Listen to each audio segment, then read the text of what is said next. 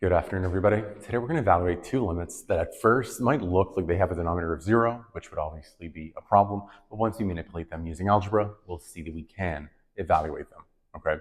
So for the first one, we are looking at the limit as x goes towards the value of 3 of this rational function, right? And so if we plugged in the value of 3 in for x right away, what would we get? Well, we'd have a 0 over 0 situation, right? You'll see those probably later on in your calculus course. Those are indeterminate limits, right? But for now, we don't have to concern ourselves with that because you might notice the numerator is your difference of squares, and so we can actually factor it and then do some simplifications. And so our numerator factors is x plus 3, x minus 3. I trust that you guys are familiar with differences of squares. And so now you'll notice that the x minus 3 factor can cancel out. Now, it is worth mentioning that there's a reason why we can cancel out that denominator, even though if we were to plug in the value of 3 in for x, that would be a denominator of 0, right? Which would be a problem, right? We can't actually plug in the value of 3 in for x, right?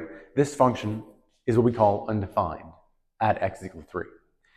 That is not a problem, however, when we are evaluating the limit of that function, because the limit of this function as x approaches 3 is just that. It's the limit as x gets closer and closer to 3, not the value of the function exactly when x is 3. That is not what the limit is evaluating. It's the limit of the function as x gets closer and closer on either side to 3, and what happens to the y-coordinates as it does so. And so since x only approaches 3, it's never actually going to take on the value of 3. That denominator is never actually going to be 0, right? It'll get closer and closer, but that's not a problem. Anything close to 0 is not a problem. It's only uniquely the value of 0 that's a problem. And so evaluating the limit as x goes towards 3 is not a problem. And now that we have the x minus 3 factor canceled out, we can simply evaluate this limit by plugging in the value of 3, right? It's the value that the function is going to approach, right, as x gets closer and closer to 3 on either side. And so now this is simply a matter of plugging in 3 in for x. And here is our limit value, okay? You can test this graphically on Desmos if you want a visual idea of how that works, and I encourage you to do so, but this is how we would algebraically evaluate that limit, okay? And now for number 2, something very similar. Again, if we plugged in the exact value of 4 into the denominator, we would have a denominator of 0 once again. But you might notice that x minus 4, in an odd sense, is itself a difference of squares, right? We can factor the denominator of x minus 4 into, so we're evaluating the limit as x goes to 4 of root x minus 2 all over. Remember, the square root of 4 is 2, and the square root of x is the square root of x. And so that means that we can factor our denominator as a difference of squares, right? In a bizarre kind of way, but nevertheless in an appropriate way. And so we can factor our denominator as root x minus 2 times root x plus 2. Okay?